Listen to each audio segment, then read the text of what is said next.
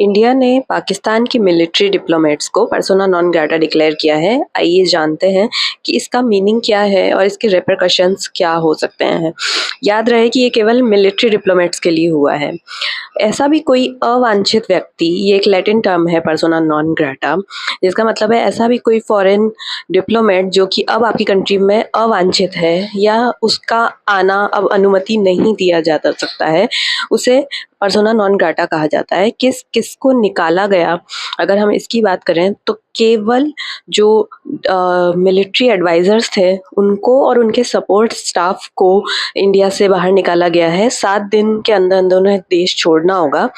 पर इसी के साथ याद रहे कि कम्युनिकेशन को ओपन रखने के लिए अभी तक किसी और को नहीं निकाला गया है, केवल स्टाफ कम किया गया है। इंडिया का इस पे एक जस्टिफिकेशन जो है वो ये है कि ये सभी लोग जो हैं वो टेररिस्ट एक्टिविटीज़ में कहीं न कहीं इन्वॉल्व थे और साथ में ही अपने डिप्लोमेसी के थ्रू जो उन्हें कुछ राइट्स मिले हुए हैं इंडिया में, उन सब का वो गलत तरीके से इस्तेमाल कर रहे थे फाइनेंशियल या लॉजिस्टिक हेल्प देने के लिए टेररिस्ट ग्रुप्स को। तो ऐसे लोगों को ज़ाहिर है कि अवांछित घोषित किया ही जाना चाहिए। अगर आप इस स्लाइड में देखें तो इंडिया ने क्या-क्या एक्शन लिए हैं, यानी इंडस वाटर शेयरिंग ट्रीटी को रद्द करना हो या अटारी बॉर्डर को बंद करना हो, यहाँ पर ट्रेड भी होता है 1 मई तक।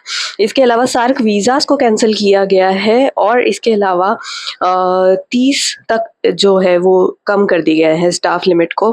अब हम आपको इंडस रिवर फ्लो का एक विजुअल रिप्रेजेंटेशन दिखाते हैं कि कुछ इस तरह से इंडिया और पाकिस्तान के बीच में इंडस रिवर दिखाई देती है, जो दोनों ही एरियाज़ को एग्रीकल्चर, ट्रेड या फिर पर्सनल यूज़ के वाटर के लिए सप्लाई के लिए बहुत इम्पॉर्टेंट एक रिवर है। 1960 से हुआ ये ट्रीटी जो है, इसके द्वारा इंडिया हमेशा पाकिस्तान को वाटर देता आया है, लेकिन अब उसे रोक दिया गया है।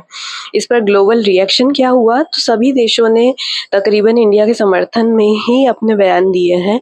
करीबी नेपाल के जो प्राइम मिनिस्टर हैं उनका आप स्टेटमेंट अभी देख सकते हैं कि वो क्या कह रहे हैं। इसके अलावा सबसे महत्वपूर्ण डोनाल्ड ट्रंप की तरफ से जो ट्वीट आया इंडिया के साथ सॉलिडेरिटी में दिखाई दिए, और उनका अलावा रशिया के जो हमारे प्रेसिडेंट हैं व्लादिमीर पुतिन, उन्होंने भी अपने ट्वीट और पर्सनल कम्युनिकेशन के थ्रू सॉलिडेरिटी दिखाई इंडिया के साथ। इजराइल जो कि इंडिया का एक बहुत ही महत्वपूर्ण अलाय है, वो भी इस समय पर इंडिया के साथ खड़ा हुआ दिखाई दिया। उनके भी ट्वीट में ये सेम चीज़ रिफ्लेक्ट होती है।